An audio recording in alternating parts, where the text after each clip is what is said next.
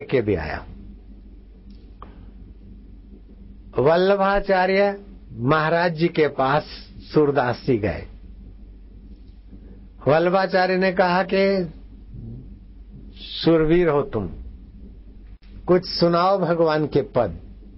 तो सूरदास ने, मोरे अवगुण चित न धरो, मैं दीन मैं दास मैं कामी कुटिल, कृपा करो नाथ।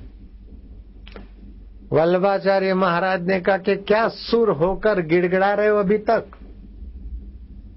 अभी तक मैं दास हूं, मैं कामी हूं, मैं कुटिल हूं, मैं पामर हूं, मैं पापी हूं और दया करो महाराज। अरे तुम्हारी बुद्धि में भगवान का योग भरो, ये क्या कर रहे हैं अभी गिड़गिड़ाहट कर रहे? सूरदास जी के चित्त में संत हृदय तो थे ही, और वल्लभाचार्य जैसे संत की सही बात स्वीकार हो गई। सूरदास जी उनके शिष्य हो गए। शिष्य हो गए, लेकिन सूरदास ने अपने शिष्यों को भी कहा कि वल्लभाचार्य जी से दीक्षा ले लो। और सूरदास की पूर्व आराधना दास हूं, कामी हूं, कुटिल हूं, पतित हूं, तुम पावन करो, इस प्रकार के पद है।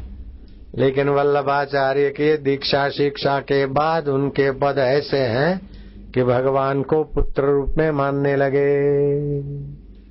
मैं हूं और भावना से तुम्हें पैदा करता हूं, तुम मेरे बच्चे हो ठाकुर जी। ऐसे कई संतों ने भगवान की पुत्र रूप में उपासना की। भगवान की मित्र रूप में उपासना होती है और भगवान की स्वामी रूप में उपासना होती है। लेकिन बुद्धि योग कहता है कि अभी और आगे बढ़ो। रामानुजाचार्य भगवान को स्वामी रूप में आराधते, बड़ों की आज्ञा मानी में आती है, बड़ों का उपदेश माना जाता, बराबरी वाले मित्रों से स्नेह किया जाता है, प्रेम किया जाता है, और छोटों से वात्सल्य होता है। छोटों पर करुणा होती, बड़े से करुणा ली जाती, छोटों पर करुणा की जाती। अरे रे मेरे ठाकुर जी अभी तक, बेटे उठो। ठाकुर जी को उठाया बेटा करके, खिलाया पिलाया, कहीं नजर न लग जाए टिल्ला भी कर दिया। ऐसे नंद नंदन यशोदा नंदन को कई विधवा माइयों ने अपना पुत्र माना और उसको पुत्र रूप में भगवान प्रकट हुए और उनको कंधा भी दिया। आपके मन में ऐसी ताकत है कि भगवान को बेटा भी बना सकता है, मित्र भी बना सकता है, स्वामी भी बना सकता है, सखा भी बना सकता है, प्रेरक भी बना सकता है।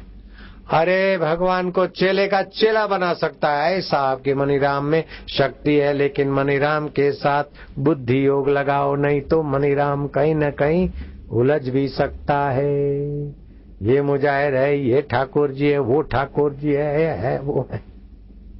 कन्या मन्या कुर्र अला बांधू भला बांधू, कहीं ऐसे में उलझ न जाओ। इसलिए आज मैं आपको भगवान की ये बात बताता हूँ कि भगवान कहते हैं श्रद्धा हृदय स्थान है और बुद्धि मस्तक है। मस्तक का भी विकास हो और हृदय का विकास हो। दोनों पैरों से यात्रा होती है, दोनों पंखों से पक्षी उड़ता है, दोनों पहियों से स्कूटर साइकिल मोपेड भागती है। ऐसे श्रद्धा और बुद्धि योग। अब बुद्धि योग के लिए